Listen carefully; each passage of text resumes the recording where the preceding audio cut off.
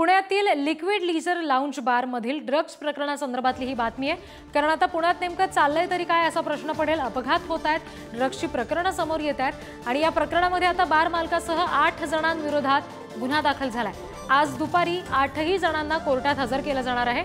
कामामध्ये हलगर्जीपणा केल्याचा ठपका ठेवत 2 पोलीस कर्मचाऱ्यांचं याच्यामध्ये निलंबन झालंय। पोलीस आयुक्त अमितेश कुमारांकडून कारवाईचे आदेश दिले गेलेले आहेत। प्रतिनिधी बालाजी पोद्दार आपल्याशी जोडले गेले, त्यांच्याकडून अपडेट्स घेणार आहोत। बालाजी, आता या प्रकरणामध्ये पुढे नेमकं काय घडू शकतं? आज 8ही आरोपींना न्यायालयात हजर केलं जातंय। नक्कीच या 8ही आरोपींना न्यायालयात हजर केलं जाणार आहे आणि आणखी दोघांचा शोध पुणे पोलिसांकडून सुरू आहे।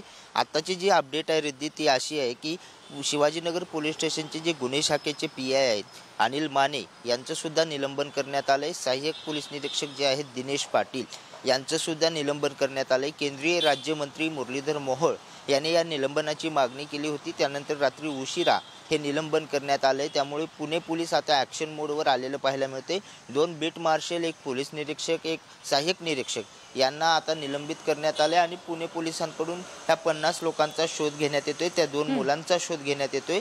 त्यापैकी जे 8 जण आता अटक करण्यात आलेले आहेत त्यातले 3 जे आहेत ते डीजे आणि साऊंड सिस्टमवाले जे ओनर आहेत ते आहेत आणि त्यांना सुद्धा पुणे पोलिसांनी अटक केली आहे। आता दुपारी पुणे पोलीस अधिक माहिती कोर्टात काय देतात ते पाहावं लागेल। जी बालाजी, आणि या प्रकरणाचे पुढचे अपडेट्स तुमच्याकडून जाणून घेऊ। तुर्तास धन्यवाद दिलेल्या तपशिलांसाठी।